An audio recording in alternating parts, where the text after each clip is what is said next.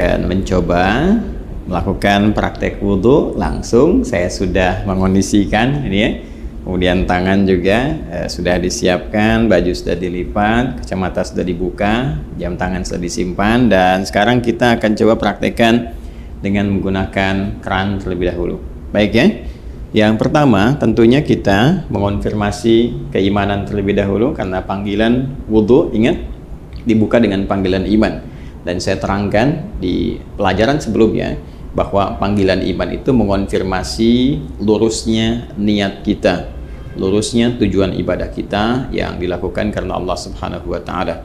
Karena itulah konfirmasinya bersumber dari hati kita, dalam jiwa kita. Kita niatkan ibadah kita ini, wudhu kita ini ditujukan ya untuk beribadah kepada Allah Subhanahu wa Ta'ala dengan bahasa hati kita. Boleh dengan menggunakan bahasa masing-masing, misalnya saya berniat wudhu untuk menghilangkan hadas karena Allah Subhanahu wa Ta'ala.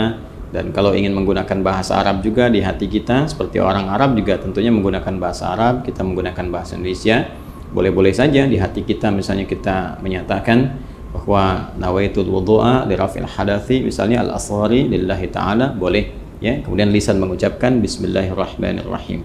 Jelas ya? Nah, kita ingin mengambil versi lengkapnya terlebih dahulu. Versi lengkap tentunya ini terkait dengan sunnahnya juga. Kan kalau yang pokok itu ada 4, seperti kita uraikan di pertemuan yang lalu.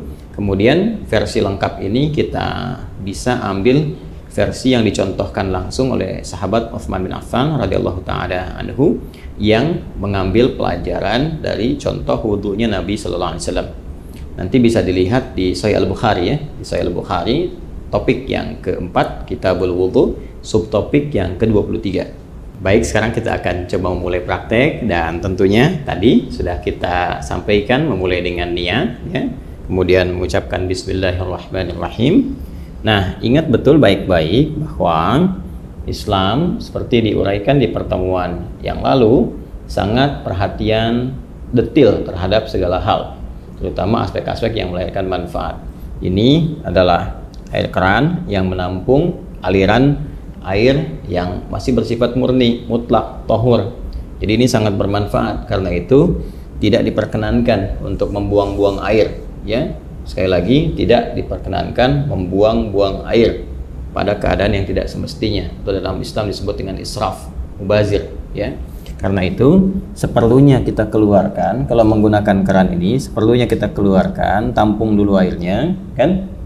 Nah, yang pertama kita gunakan untuk menyela-nyela, kan? Bagian pertama kita gunakan untuk menyela-nyela seperti ini. Keluar, tidak usah terlalu besar, ya, nggak usah terlalu besar sehingga airnya juga tidak boros ya untuk keluar. Nah, ini kita menyela-nyela dulu, dimulai dari kanan.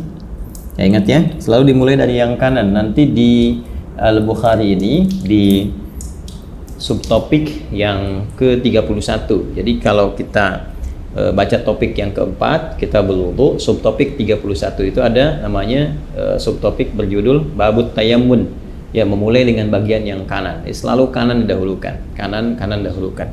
Baik ya, jadi kita mulai. Ini kita buka dulu secukupnya kerannya, keluar air. Ulangi ya, tadi sudah kita bismillahirrahmanirrahim, niatkan dalam hati.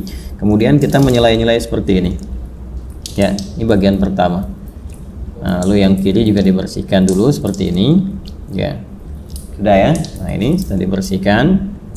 Nah, ini sunnah ya, sudah sunnah yang pertama kita lakukan, karena yang pertama niatkan mengikat pada rukunnya, pokoknya. Jadi ada pokok yang terkait dengan konfirmasi keadaan hati kita. Rukun yang pertama niat, kan? Nah, kemudian dikonfirmasi di lisan dengan bismillahirrahmanirrahim.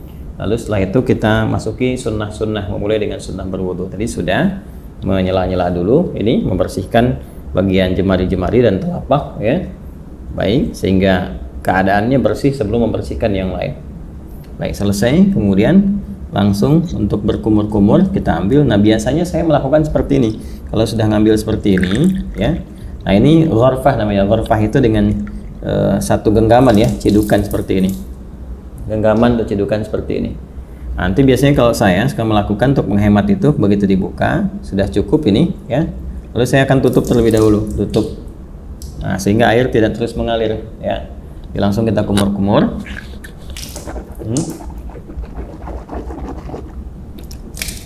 Baik, saya ingin terangkan terlebih dahulu. Di saat mengumur-umur itu namanya tamadmad, ya, tamadmad. Itu bisa kita lakukan dengan 2 sampai 3 pendekatan. Pertama, kumur-kumur terlebih dahulu, ya, kumur-kumur sampai keluar, ya. Kemudian yang kedua juga kumur-kumur, nanti sebagian airnya langsung dihisap, ya, dihisap. Jadi kumur-kumur, sebagian airnya dihisap. Nah, itu yang dihisap itu istinsyak namanya, ya, masuk ke dalam hidung, istinsyak, usahakan agak dalam. Nah, nanti kemudian kita keluarkan disebut istinthar namanya, ya. Ini bagian yang kedua, kumur-kumur, ya. Kemudian yang pertama, yang keduanya itu sambil dihisap, baru nanti istinsyak ini, kalau istinthar dikeluarkan. Ada nanti sedikit saja, bisa tambahan kalau menggunakan siwak, ya, untuk bisa membersihkan itu. Ya, jadi bisa saja, kemudian kalau memang tidak ada itu bisa gunakan bagian jari yang dianggap bersih. Ya, tadi kan sudah dibersihkan. Untuk membersihkan kalau ada sisa makanan yang kalau tidak ada siwak dengan kayu tertentu atau sikat gigi, Anda bisa gunakan bagian jari yang dianggap sesuai untuk membersihkan kalau ada sisa makanan di sini yang tidak cukup dengan kumur-kumur. Ya, saya ambil contoh begini misalnya. Ini buka seperti ini, ya. Kalau kita mulai, ya, kita tutup dulu ininya, ya, seperti ini.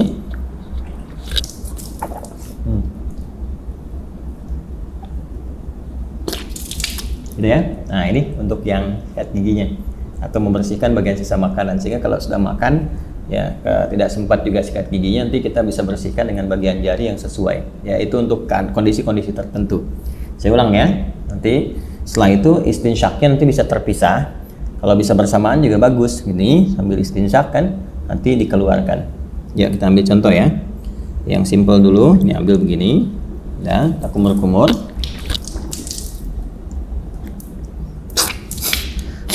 Oh, ya. Nah, baik, kita contohkan, ya, sekali lagi, ya. Jadi teman-teman sekalian bisa, tadi kan sudah, ya, untuk kumur-kumur sambil dibersihkan bagian giginya. Nah, kemudian yang kedua kita ambil untuk maksimalkan istinsyak dengan istintharnya. Jadi kumur-kumur lagi sambil dihirup, ya, ke hidung. Ya, dari buang. Nah, ini bisa berkumur-kumur sambil dihirup, atau kalau mau kumur-kumur dulu, buang, nanti bisa untuk istinsyak dan istintharnya terpisah, ya. Ya, kita ambil misalnya contoh untuk yang kalau terpisah begini, kumur-kumur. Ya, kalau mau dihirup ke hidungnya terpisah, kita ambil lagi, ya kan, seperti ini.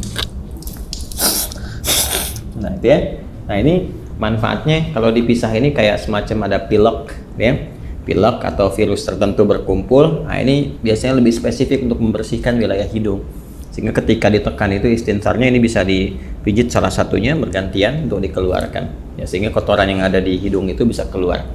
Ya, kalau dalam kondisi normal biasa bisa langsung Anda hisap saja, dihirup, ya, bukan dihirup ke hidung. Jadi sambil kumur-kumur dihirup ke hidung, jadi bisa dikeluarkan secara bersamaan atau di hidung terlebih dahulu bisa, karena tidak ada aturan spesifik mana yang didahulukan, apakah di mulut dulu atau di hidung dulu. Jadi kalau Anda ingin keluarkan yang di hidung dulu boleh, misal begini, ya. Nah, kurang lebih demikian, ya. Atau yang di mulut dulu baru di hidung, nggak ada masalah, tergantung kondisional saja, karena sifatnya tamadmad dulu baru istinsyak, itu yang urutannya. Jadi kumur-kumur dulu baru dihirup. Adapun cara mengeluarkan tidak spesifik diatur, ya, tapi kalau ingin berurutan boleh dari mulut keluar baru hidung. Terus kalau kondisi ingin membersihkan spesifik khusus boleh dipisahkan, kumur-kumur, ya, kemudian dilepas, baru kemudian khusus untuk yang hidung untuk memudahkan yang di dalam itu keluar. Hikmahnya kan mengeluarkan yang kotor. Jelas, ya? Baik, bisa dipahami, ya, teman-teman sekalian. Nah, jadi itu untuk yang pertama, kumur-kumur. Sekali lagi, buka kerannya. Saya ulang, ya, kerannya buka, ambil air gorfah namanya, segenggaman seperti ini, ya. Kemudian kalau sudah cukup, tutup ini supaya tidak mubazir, kumur-kumur, itu, ya, jelas, ya. Nah, baru kemudian dicuci kembali, disiapkan. Nah, ini kalau sekali cukup sudah, kalau diperlukan 2 kali, 2 kali, 3 kali, 3 kali, ya. Dan ini tadi penggunaan jemari sekali lagi, ya, untuk menegaskan, untuk menghilangkan bagian bekas-bekas kalau ada makanan dan sebagainya yang kalau sekiranya tidak memungkinkan untuk gosok gigi atau membersihkan. Jelas, ya? Baik, lanjut. Dari sini saya tes air dulu. Kemudian kita buka kembali. Nah, sekarang masuk ke bagian yang pokok. Ya, buka lagi, masuk ke sini, bagian yang pokok, tutup, baru ke wajah. Nah, ini yang ingin saya contohkan, bagian pokok yang paling utama itu. Ini ghasala itu ambil airnya, tumpahkan di wajah begini. Ini lihatnya yang telunjuk gini. Oh, seperti ini. Nah, ini bagian jempol yang di sini belakang. Kemudian langsung ke bawah. Nah, ini yang diselai-selai di janggutnya. Ya. Maksudnya apa? Supaya meresap air ke pori-pori karena melewati janggut dalam sini. Kalau nggak ada janggutnya bisa langsung dibasuh ke dagu ya, sini. Nah, jadi ini satu, kalau dirasakan belum cukup keseluruhannya, ambil lagi begini. Ya. Terus seperti ini. Kemudian tutup dulu. Ya. Terus seperti ini. Ya. Saya kira 2 kali juga bisa cukup ya. Seperti ini. Ya. Nah, ini nanti ada versi yang sekali itu versinya Ibnu Abbas radhiyallahu taala anhuma yang menyontoh praktek Nabi yang pernah menggunakan sekali. Itu kalau di Al-Bukhari, subtopik yang ke-21, marratan ya. Babul wudu, judulnya itu Babul wudu marratan. Bab pembahasan tentang wudu yang sekali basuh ya. Kemudian nanti yang versi yang keduanya, subtopik 22, itu yang versinya Abdullah bin Zaid. Babul wudu marrataini, 2 kali. Ya, kemudian versi yang Utsman bin Affan radhiyallahu taala anhu, yaitu yang subtopik 23. Itu yang 3 kali, talatan. Nah, versi yang dimaksudkan itu adalah pengalaman sahabat-sahabat mulia ini melihat wudunya Nabi untuk memanfaatkan air, dan juga terkait dengan luasan cakupan ya, apakah tercakup nggak dengan air itu kepada bagian-bagian yang harus dibasuh atau diusap dalam wudhu itu. Prinsipnya demikian. Jadi boleh sekali-sekali, 2 kali, atau 3 kali, dan mendahulukan yang kanan. Ingat ya, mendahulukan yang kanan. Ada namanya subab yang pernah juga saya utarakan, yang nomor 31 subtopiknya babut tayammun ya, tentang tayammun ketika Nabi mengajarkan Ummu Atiyah radhiyallahu taala anha bagaimana mendahulukan yang kanan. Jadi kanan dulu baru kemudian kiri. Nah, ini tentang kanan dulu kemudian yang kiri juga akan masuk setelah ini. Ya, setelah kemudian wajah selesai, baru tangan sampai siku. Ini kita ambil lagi. Ya, wajah selesai, tangan sampai siku, kumpulkan seperti ini airnya. Nah, teman-teman sekalian, ini ya. Kemudian tumpahkan di tangan ini, ya, sampai siku ke sini. Nah, lalu ke sini depan. Nah, terus sampai ke sini, ya. Nah, ratakan seperti ini. Jelas ya? Nah, kalau dirasakan belum cukup, rata, buka lagi airnya, ya. Nah, dianggap cukup, ditumpahkan, tutup dulu seperti ini. Nah, nanti bisa dari depan begini, ya. Kemudian ke belakang, bisa seperti ini. Yang fleksibel saja. Penting airnya ditumpahkan, bisa ke sini dulu, bisa ke sini dulu. Ya, tadi kan saya mulai dari belakang itu seperti ini, ke depan. Kemudian yang kedua saya mulai dari depan untuk meratakan, ya, seperti ini. Jelas ya? Nah, kemudian setelah itu ke yang kiri, itu yang dibuka lagi. Nah, tutup seperti ini, ya. Ini boleh fleksibel. Dari mana mulainya? Yang penting dari depan sini ke bagian siku. Ya, nah kurang lebih seperti ini. Ya, kalau mau kita samakan, kalau kanan 2 kali, kiri 2 kali juga ya, untuk bisa menyeimbangkan, menyamakan seperti ini. Tumpahkan, ya, pas ya. Baik. Nah, ini suasana malam kita prakteknya, jadi diiringi dengan sekuteng lewat. Ya, teman-teman. Saya, nah selesai. Kemudian mengusap kepala, bukan rambut, ya. Karena kepala, ingat bagian mengusap itu ambil. Nah, ini kan dipercikan nih, ya. Dipercikan seperti ini, tuh ya. Nah, jadi kita pun nggak harus terlalu banyak ngambilnya. Saya ambil secukupnya, percikan, dan nah ini untuk kepala. Kalau dirasakan nggak ada masalah, dari depan ke belakang seperti ini. Ya, kita boleh balikan lagi begini, atau cukup ke belakang juga begini, nggak ada masalah. Ya. Lalu versi pertama langsung ke telinga begini. Ya, langsung ke telinga. Ingat yang telunjuk ini bagian dalam begini, yang jempol ini bagian belakang di sini. Ya, seperti ini. Bisa seperti itu, atau kita dahulukan dulu kepala misalnya. Ya. Nah, kemudian nggak terlalu banyak ya, cipratkan begini. Nah, usapkan misalnya begini. Nah, ya. Setelah kita rasakan cukup untuk bagian kepala, boleh ditarik lagi ke depan, boleh, atau boleh cukup begini saja, sah? Ya, atau kalau ada kesulitan tertentu bagian kepala, dahulukan bekat ubun-ubun, atau nanti kalau ini bermasalah sakit, bisa sisi-sisi yang lain termasuk kepala. Setelah itu ambil air lagi, ya kan? Baru kemudian membasuh telinga, seperti yang tadi dicontohkan. Bagian depannya menggunakan telunjuk di sini, belakangnya menggunakan jempol. Jelas ya? Baik, berpindah ke kaki. Nah, ini penting juga karena nanti ada hadis spesifik ya terkait dengan bagian kaki ini, khususnya kotoran-kotoran yang melekat di kuku, ya, kuku bagian jempol ini, ya, di sebelah sini ujung-ujung ini. Jadi perhatian, ingat kaki sampai dua mata kaki sampai di sini. Ya, jadi kita bisa ambil lagi airnya seperti ini, ya. Kemudian cukup gini. Nah, biasanya saya bagi 3 bagian. Yang pertama saya tumpahkan, basuh ini dulu. Nah, setelah ini, nah kemudian bagian depan kita bersihkan dulu begini. Ini ya. Nah, udah seperti ini ke belakang, dan tentunya bagian belakang tidak mendapatkan porsi air yang cukup ya, walaupun mendapatkan bagian tertentu untuk mengusap, tapi ini lebih bersih untuk bagian depan pertama. Jadi yang kedua, nah ini kita bisa sempurnakan bagian belakangnya seperti ini. Nah ini ya, majukan lagi ke depan ini.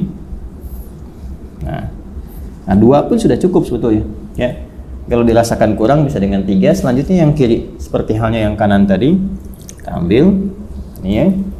Nah ini seperti ini. Saya suka menggunakan kelingking karena lebih fleksibel untuk menyela-nyelanya. Ini dibersihkan di sini ya, ini untuk ke belakang. Nah kemudian disempurnakan, ambil lagi, kita tumpahkan seperti ini ya. Dah selesai. Nah ini selesai ya. Setelah selesai, dah, kita diusahakan menghadap ke arah kiblat, kita detik sini ya. Lalu kita berdoa, doa yang sudah pernah diajarkan juga ya. Syahadatain dulu, asyhadu an la ilaha illallah, asyhadu anna muhammadar rasulullah, ya kan? Allahumma ja'alni minat tawabin wa ja'alni minal mutatahhirin. Ya, kalau kita ingin supportkan doanya supaya dengan kita taubat, kemudian juga kita bersuci ya, ya Allah jadikan aku termasuk orang taubat. Berarti ini tadi kita sambil evaluasi. Makanya ada ulama juga yang menyarankan sambil saat dibasuh ini, dan nadhafah ini kan nadhafah nih luarnya, nadhafah. Ya, tapi juga harus ada al-husnu wadhiya. Sifat husnu wadhiya itu yang dimaksud dengan taharahnya. Bersih luarnya, suci dalamnya. Ini yang disyarat Nabi di hadis Muslim. Begitu jatuh air wudhu itu, jatuh pula dosa-dosa yang melekat kepada fungsi-fungsi organ tubuh yang digunakan itu. Jatuh. Nah, jatuhnya ini dengan taubat. Jadi kita merasakan ini ada yang salah nih sebelum wudhu nih ya, supaya hilang kesalahan itu. Makanya ada ulama yang mengajarkan evaluasi saat dibasuh itu. Merasakan dalam diri, minta sama Allah supaya digugurkan dosa yang ada di wajah, gugurkan dosa yang ada di tangan, macam-macam. Dalam hati kita bisa meminta dengan bahasa kita. Ya Allah, gitu kan, mohon hilangkan kesalahan-kesalahan yang melekat atau kebiasaan buruk pada tangan, pada wajah sebelumnya ya, dan sampai dengan ke ujung kaki. Itu dalam hati kita bisa meminta, tidak ada masalah di situ. Karena ada unsur taubat di dalamnya. Jadi begitu selesai, kita berdoa, kita mohon kepada Allah, digolongkan pada orang-orang yang taubat, kemudian juga yang terbiasa bersuci. Mutatahhir itu biasa bersuci. Jadi begitu wudunya misalnya batal, suci lagi, sehingga terjaga dalam kebaikan. Karena prinsip wudu itu kan menjaga diri dalam kebaikan. Oke, baik, selesai ini dengan menggunakan versi kran, ya, gunakan versi kran.